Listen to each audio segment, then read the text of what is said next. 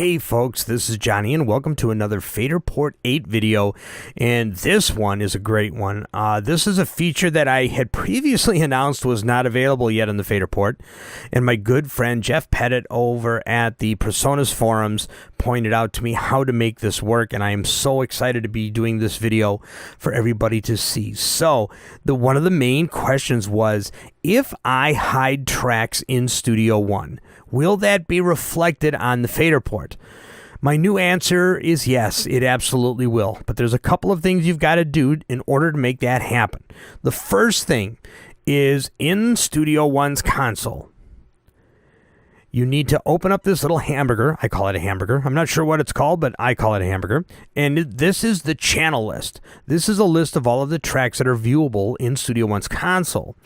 So now, if I want to be able to update my mixer in the console in Studio One and have that reflected on the Faderport, then we need to make sure first that this remote button is activated.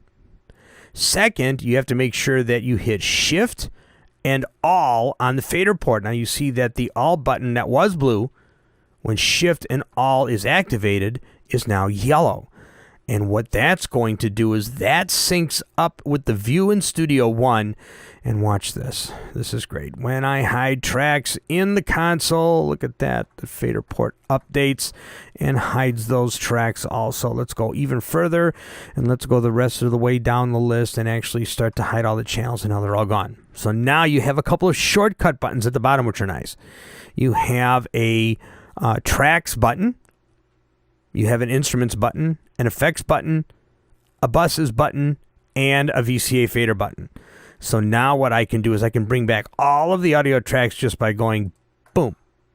They're all back just by hitting that button. I can do the same thing with the effects. Boom. And I can hide the audio channels just like that. And now I can hide the effects channels. And you can see that the Personas Faderport keeps up with all of these view changes. It is really, really nice to be able to customize the views like that and have them save in Studio One to where next time you open up that song, the Faderport will reflect and show only the channels that you want to see while you're doing your mix. So I'm going to do this one more time. I'm going to go back to the beginning and back to here. So now we're at the Faderport. Open up your hamburger. Click your remote button. Hit your Shift button, and then hit your All button, and now you can hide your tracks any which way you want in Studio One. You can even just hide a few. Let's say we only want to see our drum tracks. There we go. Now we just have our drum tracks. Let's open up the percussion tracks there. Now I can just mix the drums.